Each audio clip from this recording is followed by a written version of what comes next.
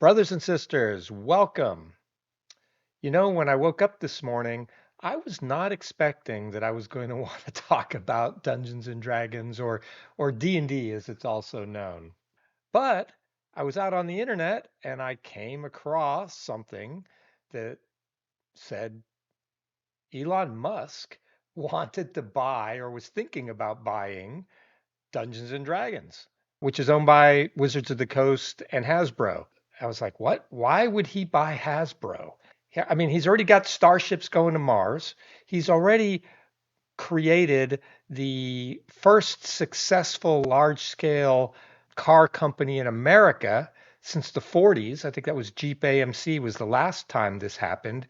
He's digging tunnels under Las Vegas and LA. He's like helping out people in Ukraine and North Carolina with Starlink. And he's even going to be a member of the government working with Ramaswamy, and they're going to, handle government efficiency with Doge. And now he wants D&D too. No, that can't be right. So why does he want D&D? So I did some research and I thought at the beginning I needed to go remind myself about a few things. And I just went to my bookshelf and I grabbed a few books related to, of all things, D&D. And I took a picture of them. So you can see I threw a few books on my desk. Most are related to AD&D, otherwise known as first edition, so advanced D&D. For me, that's the gold standard of D&D.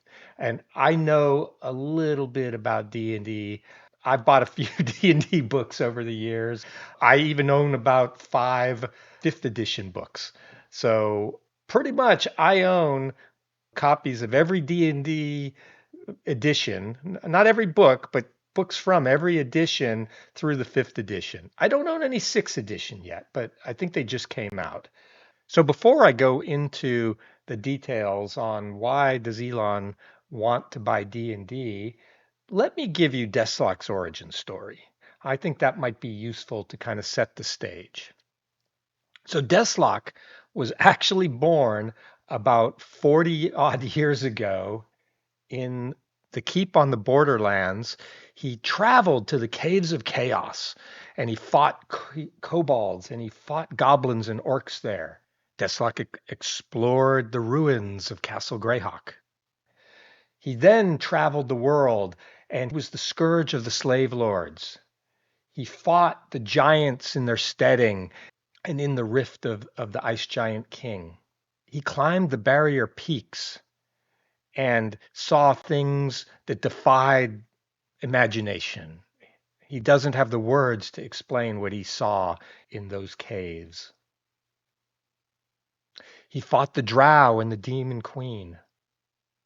He traveled the plains to the world of Palladium and contested with the Old Ones. Mere mortals do not battle the Old Ones, but their minions maybe so. Even the gods tremble at the thought of angering the mighty Cthulhu.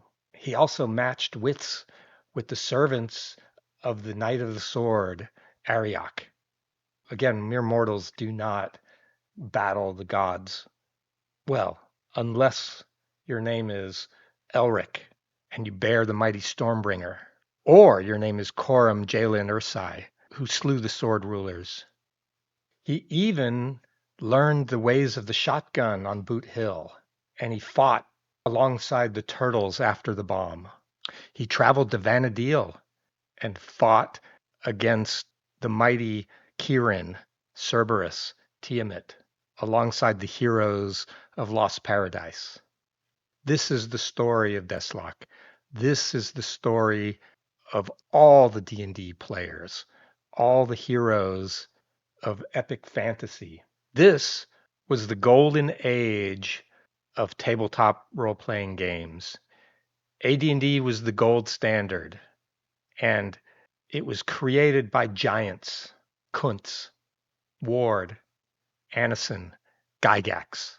Without them, there would be no D&D. Sadly, it seems that time has passed. Deslok and all the heroes of D&D are aspects of the eternal champion. The dungeon master is a master storyteller. The players are the heroes of the story. So this is the world that Elon wants to buy. There's 40 plus years of Dungeons and Dragons and players who love this game. And now Elon Musk wants to buy it. So why would Elon Musk want to buy Dungeons and Dragons? I looked around on the internet. I started with Twitter. I thought, of course, he must be talking about it on Twitter. He does own Twitter as well. He is the richest man in the world, I think. So I looked and I found this. So Elon, wow, definitely going to try it. I did actually play AD&D as a kid with all the dice and paper. It was epic. Awesome. He played the same game I did. I have many fond memories of learning Dungeons and Dragons in New Hampshire with my dungeon masters, Norm Harbinson and Rusty Noseworthy. It was a great time. So it sounds like Elon had a similar experience with me with AD&D. These are the books you see mostly on my desktop. So what else did he say? Elon Musk. Nobody, and I mean nobody, gets to trash Gary Gygax, the geniuses who created Dungeons and Dragons. What the F is wrong with Hasbro and Wizards of the Coast? Okay, so somebody has made Elon mad. What could Elon possibly be mad about D&D? So I went out and I found this. And I think this is likely to be the origin of Elon's ire. All right, so let's take a look at it. Dungeons and Dragons. This is on the Park Place. It's actually July, but it looks like Elon only found out about this about a month ago, or he only started twittering about a month ago, and so it's coming back up again. Dungeons and Dragons founder Robert Kuntz blasts Wizards of the Coast as disgusting slime for attacking original creators. What? That doesn't make any sense. All right, let's keep going. Kuntz was one of the original writers and players of D&D with Gygax. I know he wrote the original Deities and Demigods books in original D&D and in AD&D and many others. Robert Kuntz, one of the founders of Dungeons and Dragons, blasted Wizards of the Coast for attacking him and his fellow original creators in the preface to the recently released book Dungeons and Dragons: The Making of the Original D&D 1970 to 1977. Ouch. Well, I happen to be an owner of this said book and that the preface is in.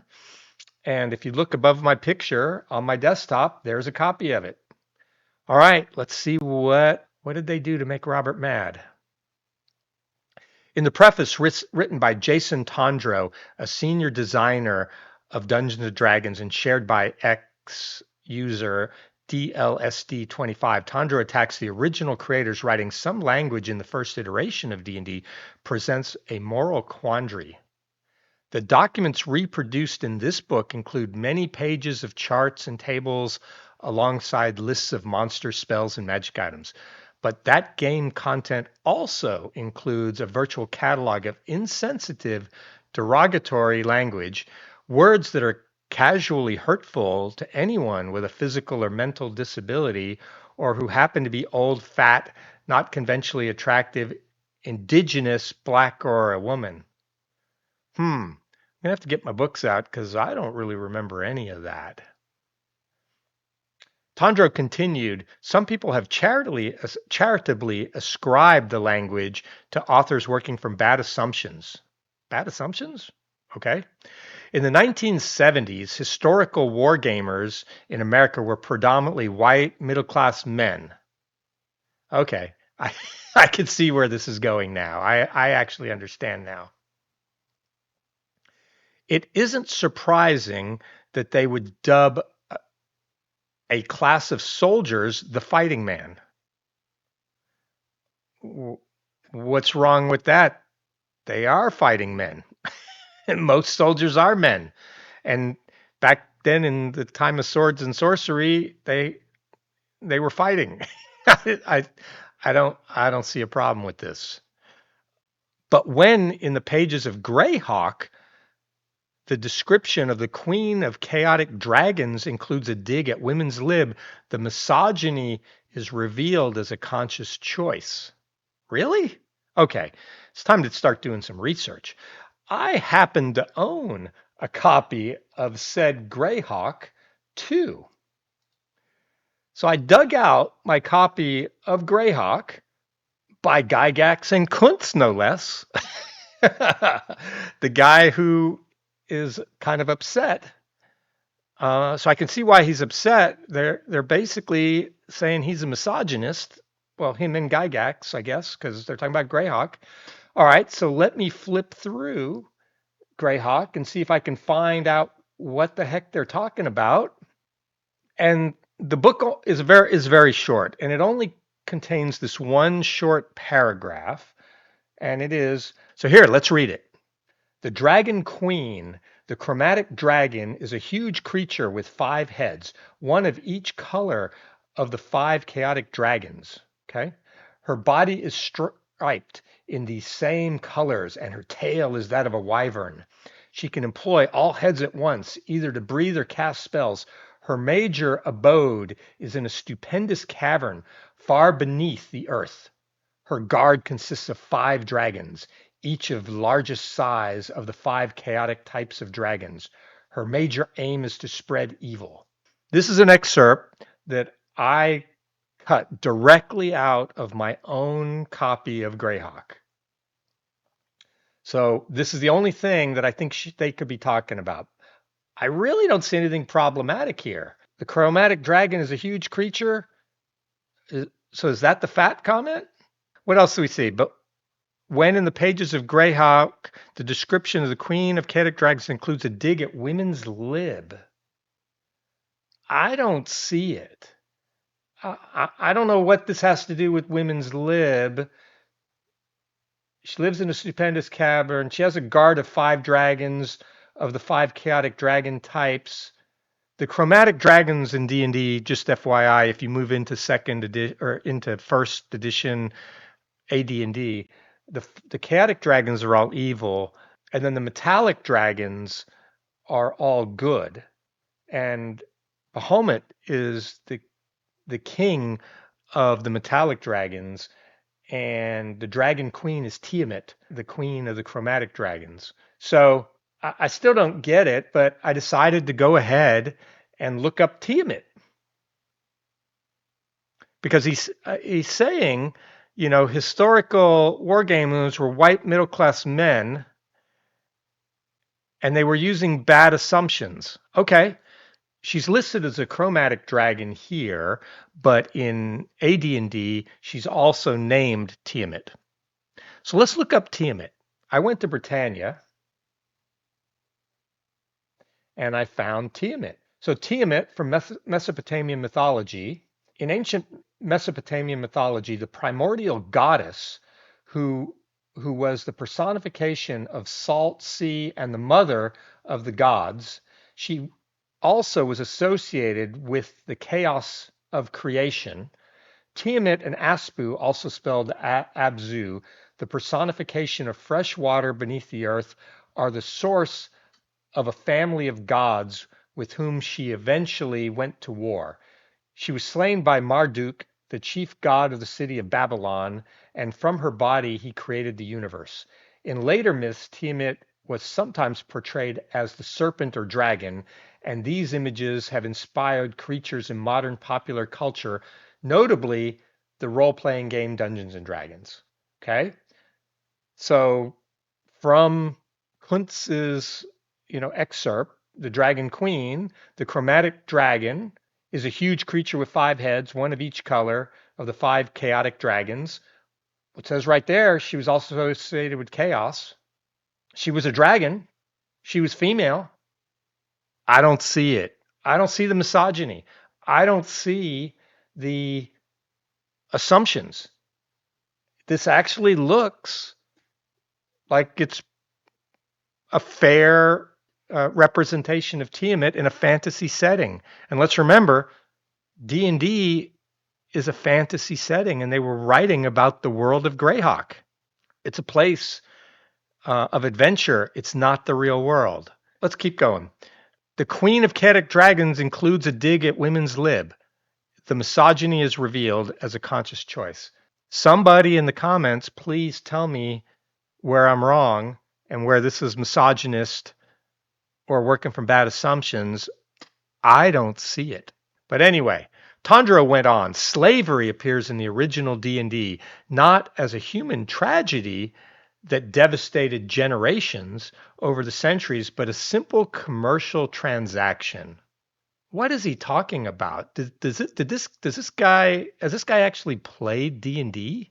So as you can see in the top right corner, I played the Scourge of the Slave Lords, which was 4 modules, which you had to fight the slave lords.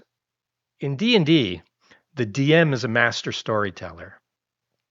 The players are the heroes of the adventure, and the vehicle that they play through was the module, the story.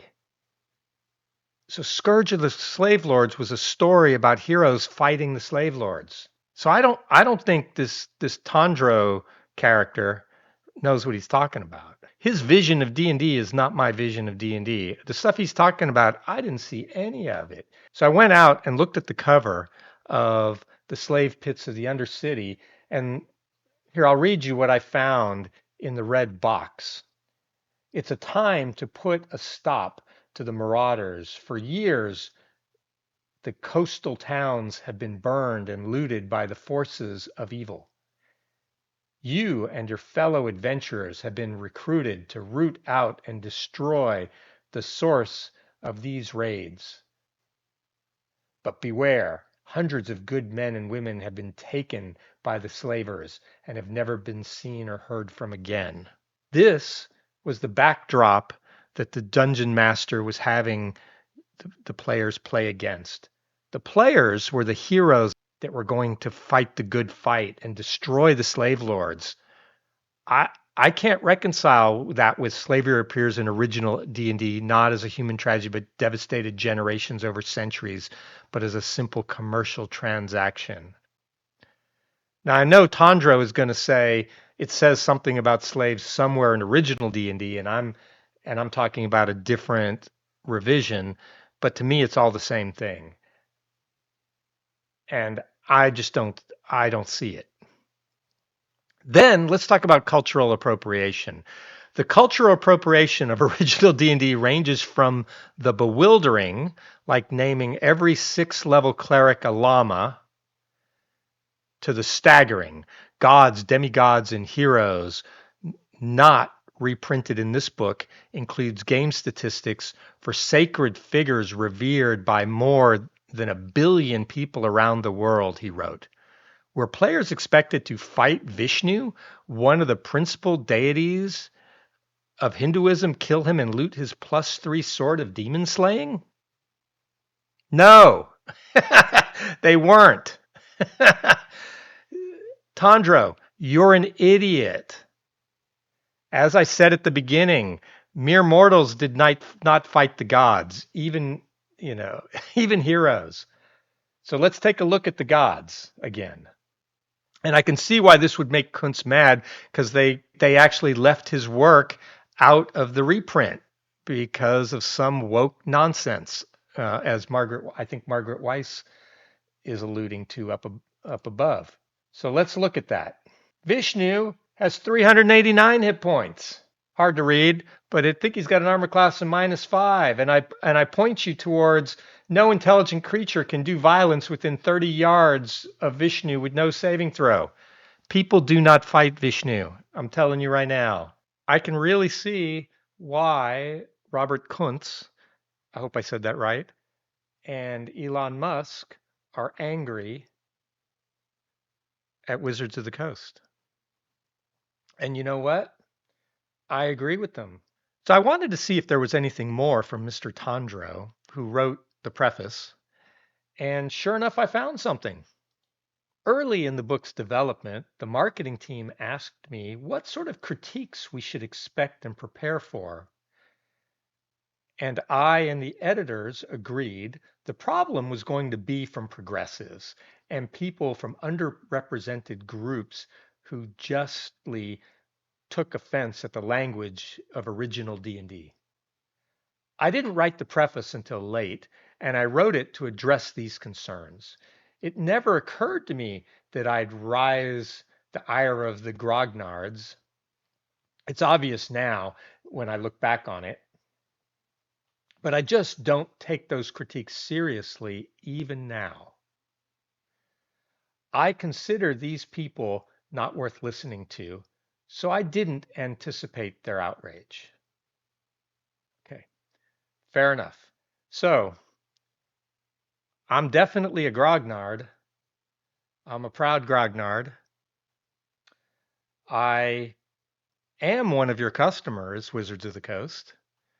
If you look at my desk, you'll see that I've bought a lot of TSR and Wizards of the Coast product over the years.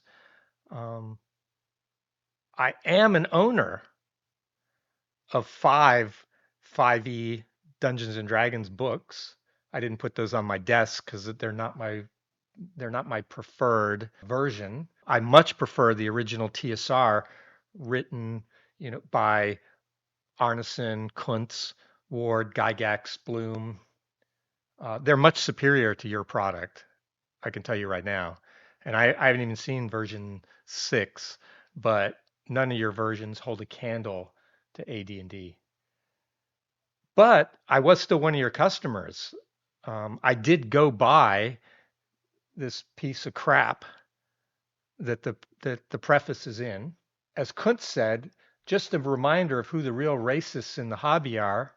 I think we know who the real racists are. I completely agree with Mr. Kuntz, and I completely agree with Mr. Musk. What the fuck is wrong with Hasbro and Wizards of the Coast? May you burn in hell. I really do hope that Elon Musk wasn't just joking and that he buys Hasbro, and maybe we can have a new golden age of Dungeons and Dragons. And you know what, Mr. Kuntz? Thank you for everything that you've done. Deslok would be proud to share an adventure with Lord Robilar.